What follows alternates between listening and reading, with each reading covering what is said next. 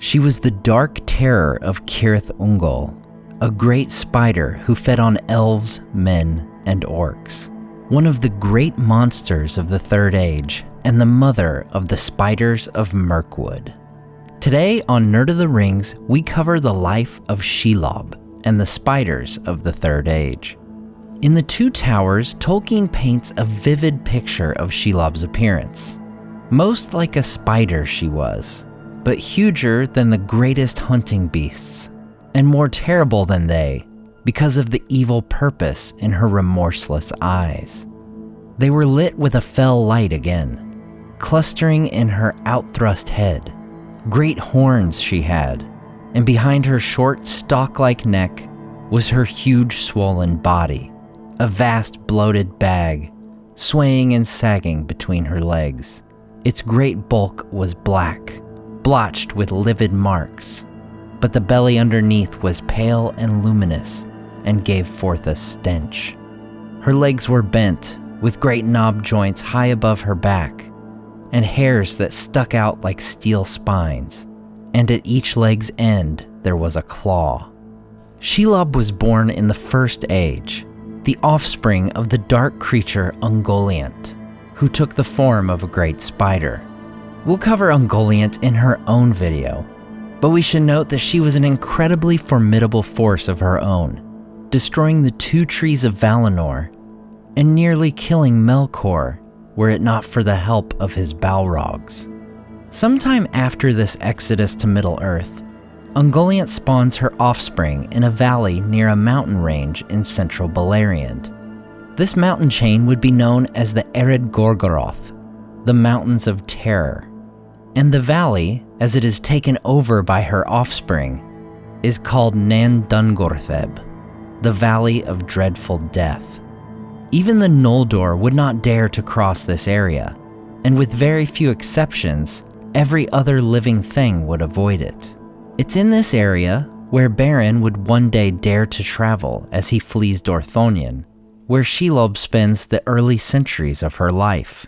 Sometime before the destruction of Beleriand, however, she would make her way to the east, coming to the mountains where she would spend thousands of years and enter the larger story of the Lord of the Rings. There age-long she had dwelt, an evil thing in spider form, even such as once of old had lived in the land of the elves in the west that is now under the sea, such as Beren fought in the Mountains of Terror in Doriath, and so came to Luthien upon the green sward, amid the hemlocks in the moonlight long ago. How Shelob came there, flying from ruin, no tale tells, for out of the dark years, few tales have come. During her time in the Mountains of Shadow, she would spawn more spiders, devouring her mates. Shelob would feed off anything unfortunate enough to cross her path. While this initially included elves and men, they would become more scarce in this region as Sauron takes up residence in Mordor. With men and elves not being as frequent an option, Shelob turns to the orcs for nourishment. Sauron was completely fine with this. He gladly accepted the price of a few orcs here and there, in return for having more security around the passes into his lands. In the Two Towers, it states, "As for Sauron, he knew where she lurked. It pleased him that she should dwell there, hungry but unabated in malice, a more sure watch upon that ancient path into his land than any other that his skill could have devised. And orcs, they were useful slaves, but he had them in plenty. If now and again Shelob caught them to stay her appetite, she was welcome. He could spare them. And sometimes, as a man may cast a dainty to his cat he calls her, but she owns him not. Sauron would send her prisoners that he had no better uses for. He would have them driven to her hole, and report brought back to him of the play she made. So they both lived, delighting in their own devices, and feared no assault, nor wrath, nor any end of their wickedness. Never yet had any fly escaped Shelob's webs. As for Shelob's children, they would spread throughout the Ethel Duath, and north into Mirkwood. These spiders were smaller than Shelob, but still intelligent beyond normal beasts, and had a propensity for evil.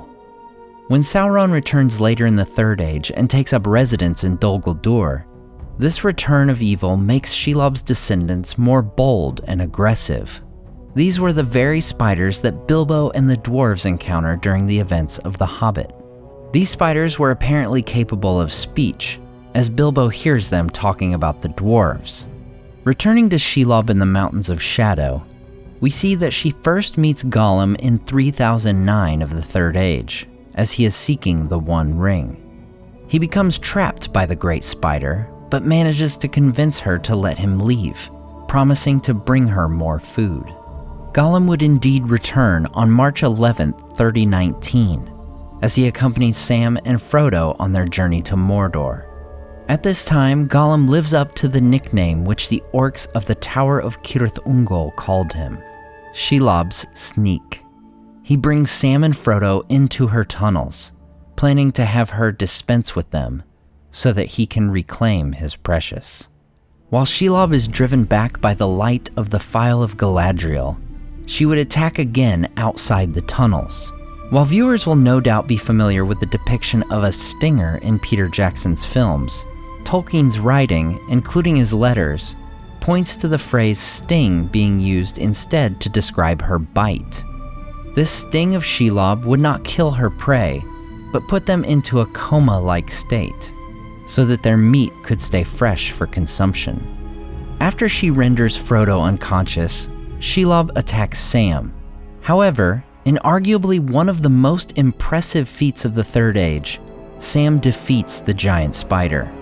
As she strides atop him and prepares to crush the hobbit with her massive weight, Sam lets her impale herself on the sword's sting. He then uses the Phial of Galadriel and the spider flees.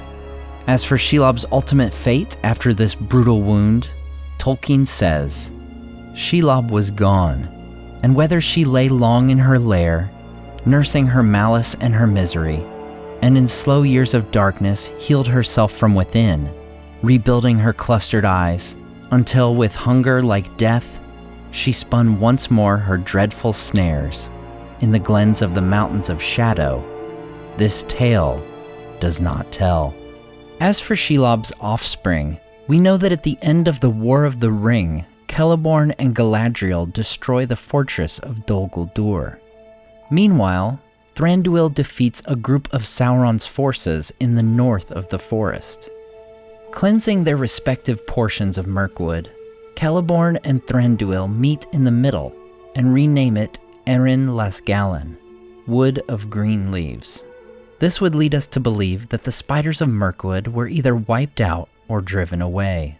Though we don't know what ultimately became of Shelob, whether she died of her wounds or lived to hunt her prey into the Fourth Age, one thing is for certain. She and her family were among the most terrifying of all the creatures in Middle-earth. As always, a huge thank you to my Patreon supporters who make this channel possible. Tom DeBombadil 19, Gail Elizabeth, Jim Limber Davis, Jay Breakfield, Timothy Park, Sky Carcass, Zetrock, Grand Strategy Nerd, The Dark Haired One, Salim Rahman, Wyland, and Debbie. If you enjoyed the artwork in this video, check out the artists in the description and purchase prints of their great work for yourself. Thanks so much for watching and subscribing, and we'll see you next time on Nerd of the Rings.